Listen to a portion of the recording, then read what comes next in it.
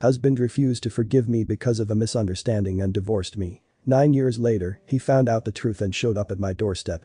I, 38 female, got divorced from my ex-husband Nick, 40 male, almost 9 years ago. We'd been married for 3 years, and he'd been a good husband, but due to a huge misunderstanding, he left me and then served me with divorce papers a few days later.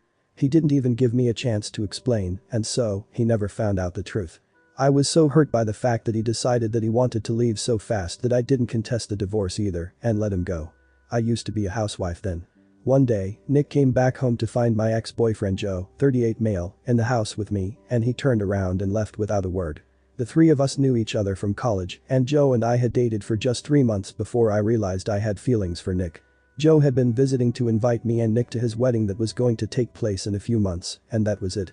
Nothing weird or suspicious was going to happen, I'd never do that to someone else. But Nick just assumed the worst and left without a word. I tried to call after him and stop him, but he drove away as fast as he could and even blocked me everywhere, so I couldn't get to him and explain what was going on. I didn't even know where he was and spent the next 2 days sobbing and panicking.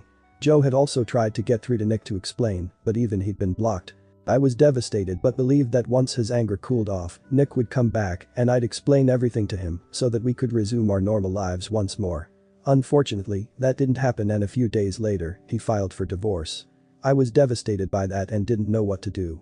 I just needed a chance to explain everything to him, but he didn't think I was worthy of it, and so, with a heavy heart, I decided not to fight for my marriage anymore and let him go. I didn't contest the divorce. Once the proceedings started, I packed my stuff up and moved in with a friend for a while until I got a job and could afford a place of my own.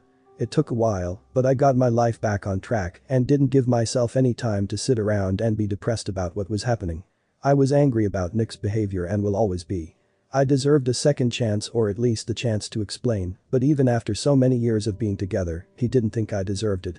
I felt betrayed and hurt, but I knew I had to look out for myself now. So I got a job and eventually moved into an apartment of my own as well. By then, my divorce had been finalized as well, and even though I didn't get much out of it, I was content. I just wanted to move on with my life and that's what I was doing. I also attended Joe's wedding a month after my own divorce and had a blast reconnecting with my old friends from college. Nick had skipped it, just as I'd expected, and most people were shocked to learn that Nick and I had parted ways. All of them had expected us to stay together forever, as had I, but life had other plans. Attending Joe's wedding turned out to be the best damn decision I'd ever made though. Because there, I met Chris, 40 male, the man I'm currently married to and even have a daughter with. We had a conversation at Joe's wedding and I did feel sparks instantly, but I held back since I'd just been through a divorce and wanted to work on myself before I rushed into anything else. I wanted a break from men, so I exchanged numbers with him, but didn't text for a while. By a year later, I was finally in a better place mentally and felt ready to date. As luck would have it, I ran into Chris yet again at a work event since we work in the same field and I finally agreed to go out on a date with him. 2 years later, we were getting married and another year in, we even had a daughter who's almost 5 years old now. A lot of time has passed since my divorce with Nick and I'm a brand new person now. So you can imagine my shock when after all this time, Nick shows up at my doorstep out of the blue. That happened a few days ago and I'm still reeling from the shock of it all. I don't know how he found me and neither did I bother to find out later on because I truly couldn't care less. It was the weekend so my husband and I were both at home with our daughter when the bell rang. I was stunned when I saw Nick standing outside with a bouquet of roses and smiling as if nothing had happened. Before I could even process what was happening, he started talking and explained that a few weeks ago, he'd learned from a friend that Joe was married to a different woman and not me, and he'd finally realized that he'd overreacted back then. He said he wanted to give us a second chance, and so, he was back here, asking for forgiveness for whatever he'd done. I had no idea what to say to him. I mean, it was ridiculous enough that he divorced me over a misunderstanding all those years back without bothering to find out the truth. But now he was back after 9 whole years of no contact, believing that he could just talk his way back into my life and get a second chance just like that when he himself had denied me that very second chance. Fat chance of that happening. He kept talking while I silently stared at him, trying to think of what to do next. I so desperately wanted to shut the door on his face, but that just wouldn't be humiliating enough, so I decided to do something a lot more insulting. I told him to wait right there and went back to the living room where my husband and my daughter were sitting, waiting for me to come back. I didn't have time to explain, so I just lifted my daughter in my arms and told Chris to follow me to the front door. You can imagine what happened after that. Nick was horrified when he saw me walk towards me with my daughter in my arms and my husband behind me. I smiled at him and told him that he was a tad bit too late to ask for a second chance now and asked him to get out. After a second of silence, he turned around, ran to his car without another word, and drove away. I was really pleased with myself, and I finally felt like I got the closure I'd been looking for all those years ago. Once he was gone, I sat Chris down, and when I told him that it was Nick and told him what he'd said to me, we ended up having a good laugh over it. He was in over his head if he had really believed that I was just going to take him back, no questions asked, after what he'd done to me 9 years ago. I didn't even know why he thought it would be a good idea to just spring this surprise on me without doing his own research first. One look at any of my social media accounts would tell him that I was now married and even had a daughter, but I guess he couldn't get through since I have private accounts everywhere. Even then, he could have asked our old friends and tried to find out what I was up to. Chris believes that he's so self-centered that he must have assumed that I would have waited around for him after he'd left, hoping that he'd come back someday, and it sounds like a pretty spot-on assessment of his character, even though Chris has never even had a conversation with Nick. It's been a few days since then and I thought that he'd leave me alone after what had happened, but this morning, he sent me a message on Facebook from a new account and said that he was incredibly hurt by what I'd done. He genuinely wanted to apologize to me for what he'd done in the past, but I'd made a mockery out of the whole thing. He still feels sorry for what he did, but he also thinks that I owe him an apology as well for trying to humiliate him. I'd have for what I did to Nick. Update 1. So, I decided not to reply to Nick's message. He really didn't deserve even an ounce of my sympathy or forgiveness, let alone an apology. My husband was right, he definitely just assumed that I'd still be waiting for him and would readily accept him once he was finally ready to come back. He'd always been a self-centered guy and, sadly, I'd overlooked all the red flags before I got married to him. They were always there, he didn't suddenly change overnight, but sadly I was too blinded by my love for him to see him for what he truly was. Once we got together, he'd always make it very awkward and uncomfortable for me to be around any other guy, even if we were just friends. He wouldn't say it straight to my face, but he'd taunt me about it later and make a huge deal out of it, so I started avoiding my male friends altogether and would only speak to them in Nick's presence and never without them. He also told me to quit my job and be a housewife because his job required him to spend long hours at the office, so he wanted our house to be for him when he came back, and he said that he didn't trust anyone else to make sure of that other than me. I was honored back then, so I readily quit my well-paying job to be the perfect housewife for him. And despite all that I gave up for him, he didn't even give me a chance to explain my side. I'd always felt that Nick was especially jealous of Joe, given the fact that he was my first boyfriend in college and I was with him before Nick, so he'd be extra possessive of me when it came to Joe. He never had a reason to though. Since I was always loyal to him and would never even imagine cheating on anyone, but he clearly didn't think that highly of me. After our divorce, I was really torn up and it took me a long time to pull myself together and give love a second chance. A lot of you guys have been saying that I jumped from one relationship into another, and maybe it's true, I don't know. I can't exactly deny it because getting into a relationship just a year after a divorce might be too quick for some people, but I'm glad that I did it. I took that leap of faith and that's why I have the best husband and a beautiful daughter today, so I'd say that I'm pretty content with how my life has turned out. I'm not going to apologize to Nick, but I guess I do owe him a thanks, at the very least, since if he hadn't left me then I might still have been stuck in an unhappy marriage. Update 2. Okay, so I found out a couple more things about Nick. Apparently, the reason he hadn't known anything about my life was because he deleted all his social media and for the past few years, he'd been living in Seoul for work, so he'd lost touch with his old friends from college as well. He'd moved back just a month ago and had got in touch with a friend of his who wasn't really close with me, so he didn't know about my marriage, but he did know about Joe's, which is all that he told Nick, and that's how he landed up on my doorstep.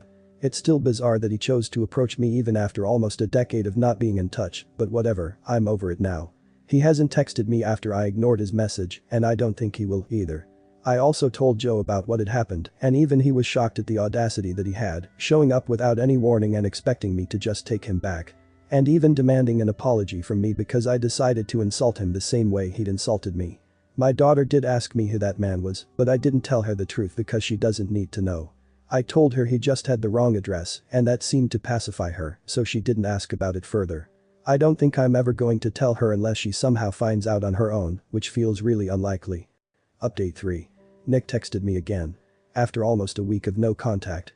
I guess I'd forgotten to block him, which was kind of silly on my part, but I'm really busy with work, so I'm not beating myself up about it. Coming to the text, he said that he still has a lot of things that he wants to talk about and wants to meet me. He also said that he doesn't mind that I have a husband and a daughter and would still like to give our relationship another shot because he knows that that's what I want as well, deep down.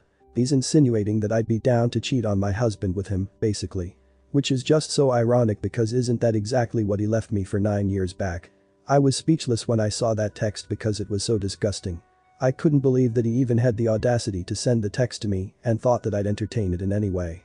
I warned him to leave me alone and then blocked his number because I sure as hell don't need this man back in my life. It's disgusting, the way he can't see behind himself. I don't understand why he still believes that I have any feelings for him at all, apart from hatred, because I think I made it very clear when he came to visit me that I didn't care for him anymore and my family is all that matters to me now. He should have just taken the hint to left me alone instead of showing me how low he can go and what a creep he is. Fudge, it's making me feel so icky to even speak about this. At least now he's blocked and whatever disgusting message he decides to send me next, I won't have to see it. I'm trying to erase the memory of the first one from my head as well, to be honest. It's just gross.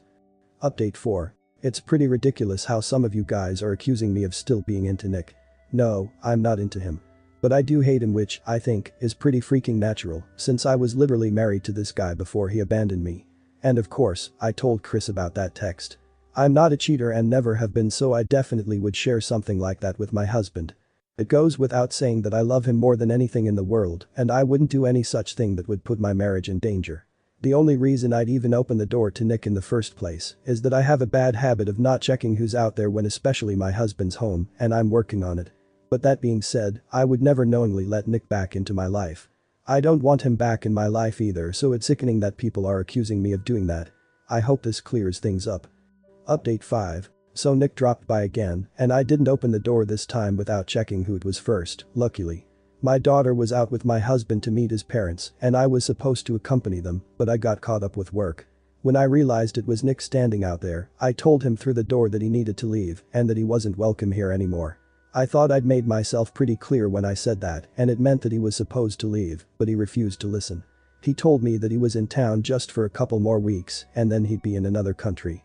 I was confused as to why he was telling me this since I didn't really care, but then he said that this would be convenient for us. He said that I didn't need to fight it anymore and that we could finally get together now. I couldn't believe that he was standing right outside my house and asking me to cheat on my husband. I was appalled and disgusted and immediately said that he had 3 seconds to leave or else I'd call the police. Once again, he didn't take it seriously and decided to stay, so I ended up calling the police and they had to take him away. I'm glad my daughter wasn't there to witness it, but I did call my husband up immediately. Chris came back within half an hour and made sure I was alright. And I was okay, just a little shaken by what had happened. I don't even know how he'd found out where I lived. The friend who told him about Joe being married to someone else wasn't even close enough to me to know that I was married, let alone know where I lived, so it couldn't have been him. But now I'm feeling weird and uncomfortable in my own home and I hate it. I'm lucky that he's here only for a few more weeks and I'm counting on that to make him stay away. It isn't even myself that I'm worried about the most, it's my daughter. I'm not saying that he'd put us in danger, he doesn't seem psycho yet. But I surely wouldn't put it past him. Even today, while I was hiding out in the living room and waiting for the cops to arrive, he was begging me to give him one chance. He thought I was bluffing about the phone call and didn't buy it, even though he'd heard me reporting him on the call. I think that's just him being super delusional. Right now, my husband and I are considering increasing up the security and we're going to speak to his uncle who works in the police and get his advice on what to do next because this just took a super weird and creepy turn. I don't want to stick around to find out what he does next. Update 6. I think I found out how Nick traced me. I talked to a couple of my college friends and one of them happened to give out my address to Nick's old friend. She apologized to me several times when I told her what had happened and said that she'd forgotten to ask me first. I'm obviously still pissed about it because her forgetfulness has led to a crap load of problems for me now. I'm taking a breather from this woman now because what she'd done was immensely stupid. You don't just give out people's addresses without asking them first. I think even second graders would know something as basic as that. I haven't heard from Nick after he was escorted off our property by the police, but we're still considering moving just in case he was lying about being here for only a few more weeks. Chris and I don't want to risk anything, especially since our daughter goes to school nearby and I'm feeling incredibly paranoid and anxious about how the situation has turned out. So we're still considering a move and the only thing holding us back, ironically, is our daughter. She loves our home and has been very upset ever since she learned that we might have to leave. So any tips on how to deal with this are welcome. Until then, we're just trying to figure out a way to make this work for us right now without compromising on our safety. Update 7. Nick has moved to Canada and I've confirmed it with multiple people, so I know he's gone for sure. He's back on social media again, so that's how they all know what he's up to. He had texted me once after I'd called the cops on him, only to tell me that he still believes something could have happened between us that day, but I was just too scared to let myself do anything. He told me that he'd wait for the day I'd realize, just like he did, that I still loved him and that my husband was just an obstacle in our way and nothing more. He even said that he'd be willing to adopt my daughter to show how devoted he was to me and sent me his address in Canada so I could reach out to him whenever I felt I was ready. I couldn't believe that people could be this delusional, but at least he was gone. He'd used a new number to text me so I blocked that as well, and that was it. I no longer have to deal with his bullcrap or worry about him showing up at my house unannounced again. I'm mostly happy about the fact that we didn't have to move because my daughter is so happy that she gets to stay in the home that she loves. As long as she's happy and safe, I'm okay with everything. And now that I know we're not in any danger, I'm not that worried either. We're still keeping the security measures we'd taken in place though. Just to be doubly sure. Chris and I also did read the last message that Nick had sent together. We were sitting on the couch, drinking wine and watching our daughter play, and it honestly felt ridiculous that even after he'd seen my family, he still believed that I'd want him. I can't imagine how any human being can be so self-involved. I even sent Joe that text, and he had the same reaction as us. I'm still not speaking to my friend who gave him my address though. What she'd done was very irresponsible, and as a mother herself, she should know better than that. Not only did she put me in a really tough spot, but also my family, and that's something that I just cannot forgive her for. Anyway, my husband and I are planning a vacation to the beach, my daughter's favorite place, in a few weeks so that we can let some steam off. Which is much needed since these past couple of weeks were really very stressful for me, and I feel like I've earned a break. I've been very busy with work, as has my husband, and I'm sure this will do us a lot of good.